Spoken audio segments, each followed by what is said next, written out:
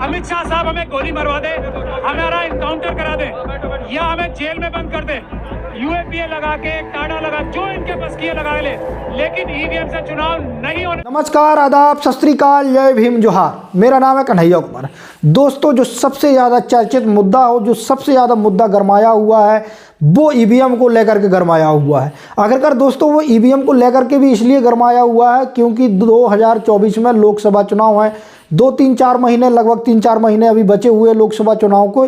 इसलिए जो खासकर विपक्ष है, वहीं जो सामाजिक कार्यकर्ता हैं या सुप्रीम कोर्ट के बड़े बड़े वकील, उनका कहना है कि जो ईवीएम है, ईवीएम से चुनाव नहीं होना चाहिए। उन्होंने कहा है कि यदि ईवीएम से चुनाव होता है तो लोकतंत्र है जो हमारा भारत देश का नहीं बचेगा। कोर्ट के सबसे बड़े वकील, उनका आरोप है कि ईवीएम से घोटाला करके बीजेपी अपनी सरकार बनाने में कामयाब हो रही है। दोस्तों, ये आज से नहीं, पहले जब बीजेपी सरकार पर नहीं थी तब से भी ये आरोप लगा रही थी बीजेपी। तमाम प्रकार की पार्टियां इस पर आरोप लगाती आ रही है। वहीं आपने देखा होगा कि जो इलेक्शन कमीशन है, इलेक्शन कमीशन में आज तक इस प्रकार का कोई निर्णय नहीं लिया गया है। इसके पहले जब आपने देखा होगा कि बीजेपी पार्टी ने विरोध किया था ईवीएम का, तो ईवीएम को लेकर के जो सबसे बड़ी अपडेट उस टाइम पे हुई थी वो मशीन में किया गया था। उसमें जो वीवीपैट है, वीवीपैट को ऐड कर दिया गया था। लेकिन दोस्तों, जब से जो केंद्र में बीजेपी सरकार आई है, लगातार ईवीएम पर सवाल खड़े कर रहे हैं जो विपक्ष, वही सामाजिक कार्यकर्ता हैं। आपने देखा होगा जो खासकर जिन्होंने मुद्दा उठा रखा ईवीएम बैन करवाने का, चाहे बामन मेश्राम जी हो, भानु प्रताप सिंह जी हों, महमूद प्राचा जी हों, या अन्य जो बड़े बड़े सुप्रीम कोर्ट के वकील हैं, उन्होंने स्पष्ट रूप से कह रखा कि बेशक हमारी जान चली जाए या हमें गोली मार दी जाए, लेकिन हम ईवीएम को बैन करवा के रहेंगे। लेकिन दोस्तों, जो ईवीएम को लेकर के सबसे बड़ी अपडेट आई है वो ये आई है कि जो सबसे बड़ा चक्का चलने वाला हो, मीडिया पर चलने वाला है।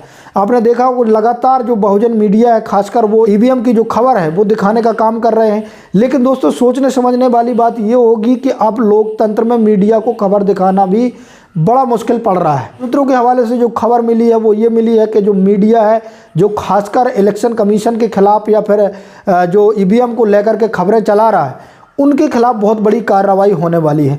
वहीं दोस्तों, आपने एक चीज़ और देखी होगी कि जो वीडियो के नीचे आप देखिए, उसमें डिस्क्लेमर टाइप का जो लिखा होता है, उसमें जो इलेक्शन कमीशन की एक वेबसाइट होती है, उस पर पूरा पर्चा छाप करके उनने लगा दिया होता है। वहीं कहा यह भी जा रहा है कि बहुत जल्द ऐसे लोगों पर कार्रवाई होने वाली है।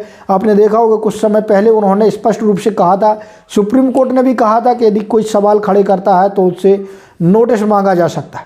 लेकिन दोस्तों, समझने वाली बात ये होगी कि आखिरकार मीडिया है, मीडिया जो सड़कों पर लड़ाई लड़ रहे हैं, क्या उनकी आवाज़ को उठाना या उनकी आवाज़ को लोगों तक पहुँचाना कोई बहुत बड़ा अपराध कर रहे हैं क्या?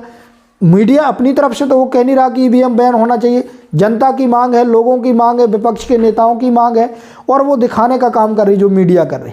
लेकिन जो एक फरमान सुनाया गया है खासकर इलेक्शन कमीशन से, वहीं दोस्तों सबसे बड़ी जो अपडेटेड खबर इलेक्शन कमीशन से आई है वो ये आई है कि ईवीएम के लिए बहुत बड़ा सेलिब्रेशन होने वाला है। जहां एक तरफ सबसे ज़्यादा ईवीएम का विरोध हो रहा है, वहीं दोस्तों जो इलेक्शन कमीशन है ईवीएम का है जो सेलिब्रेशन करने वाले हैं, क्योंकि ईवीएम से लगभग 40 साल इस पर चुनाव होते हो गए हैं और उनका कहना है कि सफल पूर्वक इससे चुनाव हो रहे हैं। तो कहीं ना कहीं इस चीज़ को समझना होगा कि जो इलेक्शन कमीशन है या फिर जो गोदी मीडिया है खासकर, किस तरीके से अलग तरीके से षड्यंत्र रच रहा है, इस चीज़ को समझना होगा।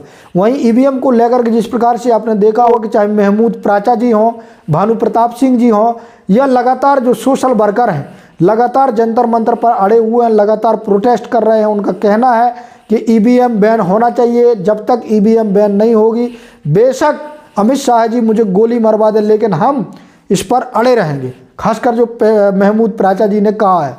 तो देखना ये है कि आखिरकार 2024 के चुनाव जो लोकसभा के होने वाले हैं, वो देखना ये होगा कि बैलेट पेपर से होते हैं या फिर ईवीएम से ही होते। लेकिन जिस प्रकार से रुझान आ रहे हैं खासकर इलेक्शन कमीशन के, वहीं सुप्रीम कोर्ट के, सीधे तौर पर कहा जा रहा है कि जो चुनाव हैं वो ईवीएम से ही होंगे। और जो खासकर मुझे भी अनुभव हो रहा है, लेकिन लगातार जैसे कहते हैं कि संघर्ष से हर चीज़ मिलती है, वहीं जन आंदोलन एक सबसे बड़ी चीज़ मानी जाती है। यदि इसी तरीके से जन आंदोलन होता है तो हो सकता है ईवीएम को लेकर के कुछ बड़ी अपडेट आ जाए। वहीं दोस्तों, जो सबसे बड़ी खबर ये भी है कि ईवीएम को लेकर के अब जो विपक्ष है, जो इंडिया गठबंधन की पार्टियां हैं, वो भी सड़कों पर आने वाली हैं। ये सबसे बड़ी अपडेटेड खबर है दोस्तों कि जो इंडिया गठबंधन है, इंडिया गठबंधन के तमाम घटक दल हैं, वो भी ईवीएम के खिलाफ साथ आने वाले हैं।